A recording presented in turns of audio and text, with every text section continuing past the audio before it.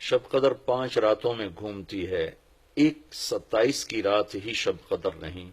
ہمارے پورے ملک میں 27 کی رات اس طرح منائی جاتی ہے جیسے یہی شب قدر ہے، حالانکہ اس کو اللہ نے گھما دیا ہے۔ کبھی یہ 21 میں ہوتی ہے، کبھی 23 میں ہوتی ہے، کبھی 25 میں ہوتی ہے، کبھی 27 میں ہوتی ہے، کبھی یہ 29 میں ہوتی ہے۔ اس کو اللہ تعالیٰ نے ایسے متعین نہیں کیا ہے۔ اللہ کے محبوب صلی اللہ تعالی علیہ وسلم تشریف لا رہے تھے شب قدر بتانے کے لیے، تعین کے ساتھ، متعین ہونے کے ساتھ۔ کچھ 2 آدمی آپس میں لڑ رہے تھے، تو آپ نے فرمایا کہ میں آیا تھا تمہیں بتانے شب قدر، لیکن ان کی لڑائی کی وجہ سے اللہ تعالیٰ نے مجھے اس کو بھلا دیا ہے، لہذا اب تم اسے 5 راتوں میں تلاش کرو۔ اور یہ اللہ کا بہت بڑا کرم ہوا کہ اللہ نے اسے اس میں گم کر دیا۔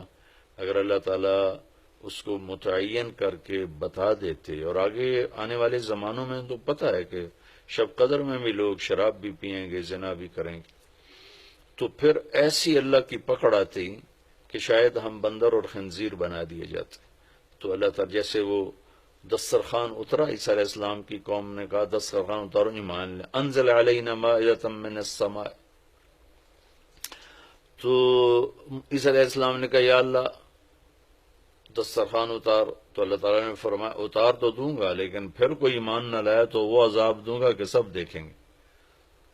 تو وہ دسترخوان اتارا، پھر بھی لوگ ایمان نہیں لائے، سوائے چند ایک کے، تو اللہ نے باقیوں کو خنزیر بنا دیا۔ تو شب قدر متعین ہوتی اور لوگ شرابیں پی رہے ہوتے، جوا کھیل رہے ہوتے، ناچ گانا کر رہے ہوتے، تو پتھر برسنے یا بندر خنزیر بننا ممکن ہے، ایسا ممکن ہے۔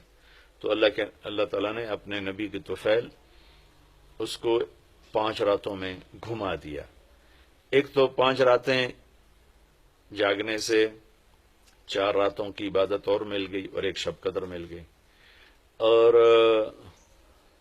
دوسرا اللہ کی رحمت ہوئی کہ اس کو چھپا رہنے دیا تاکہ اس کی ناقدری نہ ہو، اور لوگوں کو پتہ بھی نہ ہو، ناقدری نہ ہو۔ آخری عشرہ مغفرت کا ہے، پہلا رحمت، دوسرا مغفرت، اور تیسرا گناہوں سے، جہنم سے آزادی۔ آخری عشرہ جہنم سے آزادی کا ہے۔ نبی پاک صلی اللہ تعالی علیہ وسلم ساری زندگی اعتکاف بیٹھے آخری عشرہ میں۔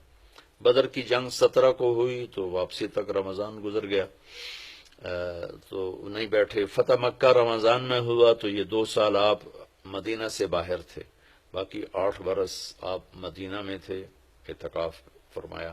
آخری 10 ہجری میں جب 11 ہجری 12 ربیع الاول آپ دنیا سے تشریف لے گئے، 10 ہجری آپ نے 20 دن کا اعتکاف فرمایا، اور جبریل کے ساتھ قرآن کا دور 2 دفعہ فرمایا۔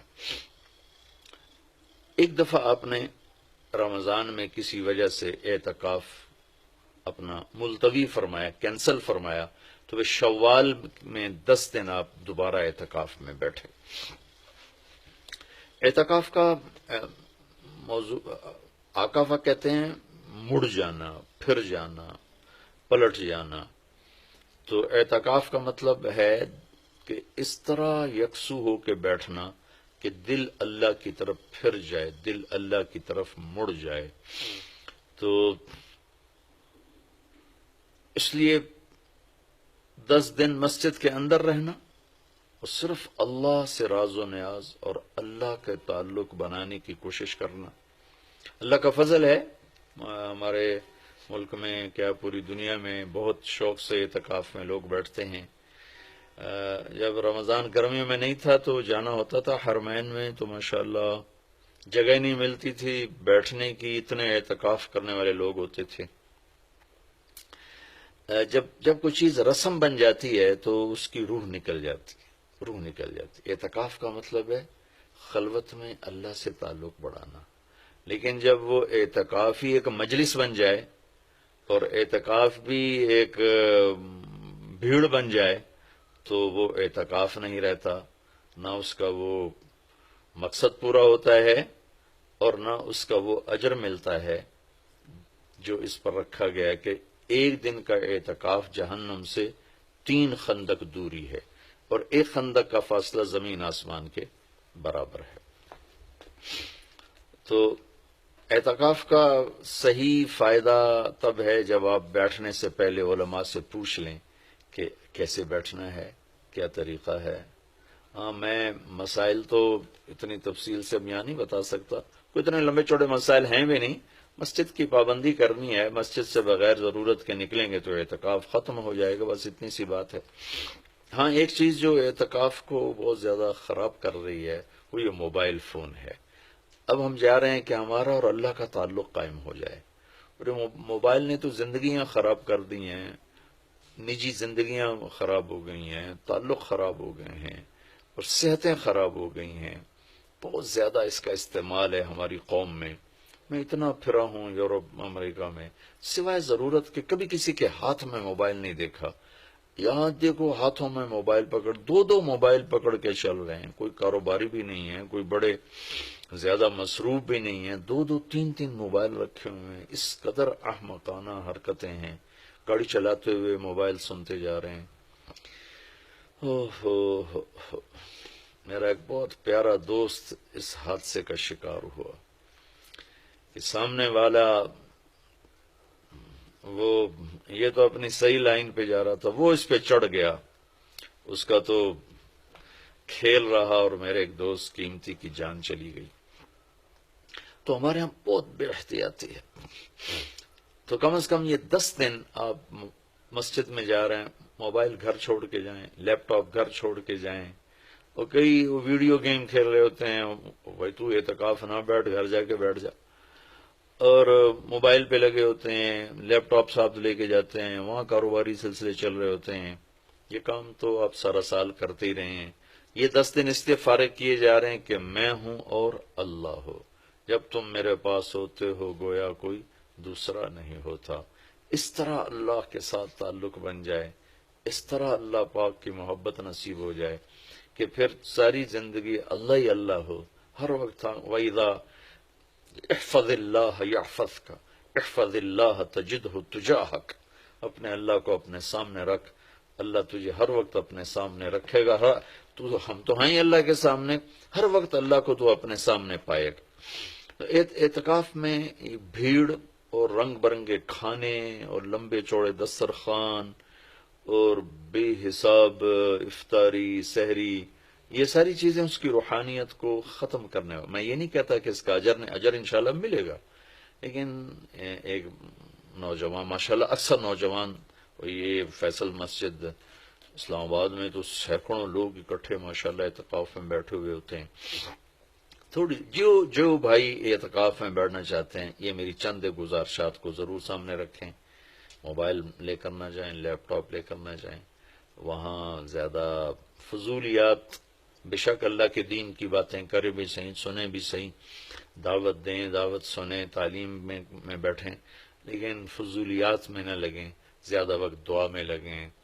اور اعتکاف والے کے لیے یہ بھی ایک بہت بڑی فضیلت ہے کہ اگر یہ سویا بھی ہو تو اس کی عبادت کا ہی لکھا جاتا ہے، اس کا کھاتا، اس کا سونا بھی عبادت، اس کا کھانا بھی عبادت، اس کا وہاں آرام کرنا بھی عبادت۔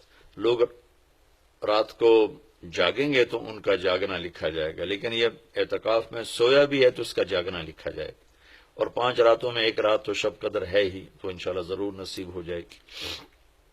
تو یہ چند ایک تھوڑے احتیاطیں ہیں، اگر اعتکاف میں برت لی جائیں تو ہمیں اللہ کا تعلق نصیب ہو۔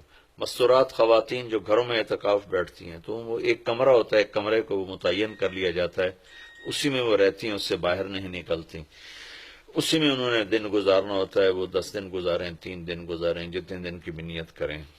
اللہ کے محبوب صلی اللہ تعالی علیہ وسلم ہمیشہ 10 دن کا اعتکاف فرماتے تھے، پر ایک دفعہ 20 دن کا فرمایا۔ اور اس میں شب قدر ہے جو لیلۃ القدر خیر من 1000 شہر۔ ایک دفعہ آپ تشریف فرما تھے اور آپ نے بنو اسرائیل کے 4 انبیاء کا ذکر کیا جنہوں نے 80 سال اللہ کے راستے میں جہاد کیا۔ تو صحابہ نے کہا بڑے غم سے، یا رسول اللہ ہماری تو عمریں ہی 80 سال نہیں ہوتی۔ تو اللہ نے اسی وقت یہ آیت اتاری، لیلۃ القدر خیر من 1000 شہر، انا انزلناہ فی لیلۃ القدر وما ادراک ما لیلۃ القدر، لیلۃ القدر خیر من 1000 شہر، کہ میرے محبوب ہم آپ کی امت کو ایک رات دیتے ہیں جو 80 سال سے زیادہ بہتر ہے، 1000 مہینوں سے زیادہ بہتر ہے، تو 1000 مہینے تو 80 سال سے بھی زیادہ بن جاتے ہیں۔ تو کوئی خاتون، کوئی مرد، کوئی عورت، کوئی بچہ بچی، بوڑھا جوان، ایک رات وہ 5 راتیں ہیں۔ آج کل تو ہمارے بچے سوتے ہی نہیں ہیں، ایسے وہ کمپیوٹر الٹے چل گئے ہیں کہ راتوں کو جاگتے ہیں، دن میں سوتے ہیں۔ تو یہ 21، 23، 25، 27، 29 5 راتیں اگر جاگ لیا جائے، کچھ قرآن پڑھ لیں، کوئی تلاوت کر لیں، کوئی ذکر کر لیں، کوئی نماز پڑھ لیں، کوئی دعا مانگ لیں، اعتکاف میں دعاؤں کا اہتمام کیا جائے، اپنے لیے مانگیں، اپنے گھر کے لیے مانگیں، اپنے شہر کے لیے مانگیں، اپنے صوبے کے لیے، اپنے ملک کے لیے، پوری امت کے لیے، پوری دنیا کے انسانوں کے لیے۔ ساری دنیا کے انسان، 700 کروڑ انسان ہمارے انسانی بھائی ہیں۔ ہمیں ان کے کفر سے نفرت ہے، ان کی ذات سے نہیں۔ ہمیں ان کے جرم سے نفرت ہے، ان کی ذات سے نہیں۔ ہمیں مشرک کے شرک سے نفرت ہے، اس کی ذات سے نہیں۔ ہمیں شرابی کی شراب سے نفرت ہے، اس کی ذات سے نہیں۔ ہمیں ظالم کے ظلم سے نفرت ہے، اس کی ذات سے نہیں۔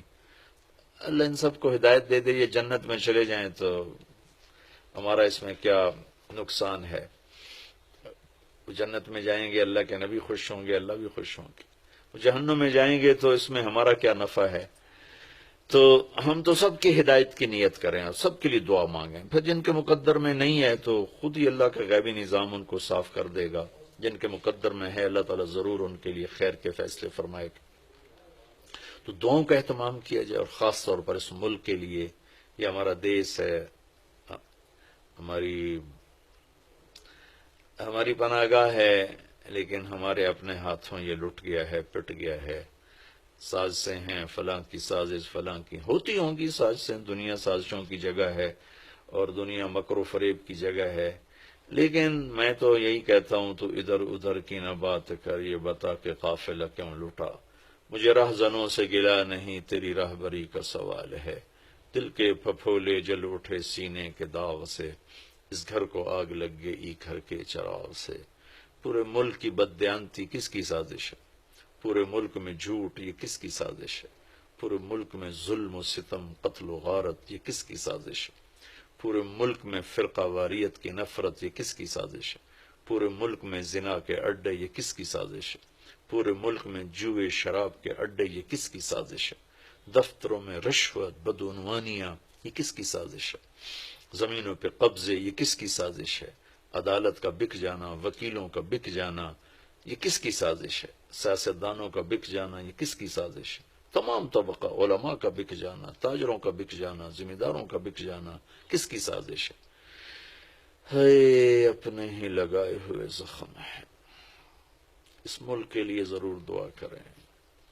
اللہ کے نبی بھی مکے کے لیے دعا فرمائی، مدینہ کے لیے دعا فرمائی، انصار کے لیے دعا فرمائی، اپنے خاندان قبیلے کے لیے دعا فرمائی، اولاد کے لیے دعا فرمائی۔ تو دعاؤں کا اہتمام فرمائیں۔ بہت بڑی عبادت ہے دعا، بہت بڑی عبادت ہے دعا۔ اور دعا کا طریقہ یہ نہیں ربنا آتنا فی الدنیا، دعا کا طریقہ یہ ہے کہ پہلے اللہ کی تعریف کریں، پھر اللہ کے نبی پر درود و سلام پیش کریں، پھر اللہ سے باتیں کریں، بات کریں۔ یا اللہ، تجھے تو پتہ ہے میرے ساتھ یہ ہوا، میرے ساتھ یہ ہوا، میرے دیس کے ساتھ یہ ہوا، میرے صوبے کے ساتھ یہ ہوا، ہمارا ساتھ ہمیں یہ مصیبت پیش آئی، یہ مشکل پیش آئی، اور تیرے سوا کوئی کرنے والا نہیں۔ اللہ سے باتیں کرو، منت کرو، خوشامد کرو۔ یہ دعا کا وہ طریقہ جو میرے اللہ کو پسند ہے۔ بدل دے، میرا دل بدل دے، میرا دل بدل دے۔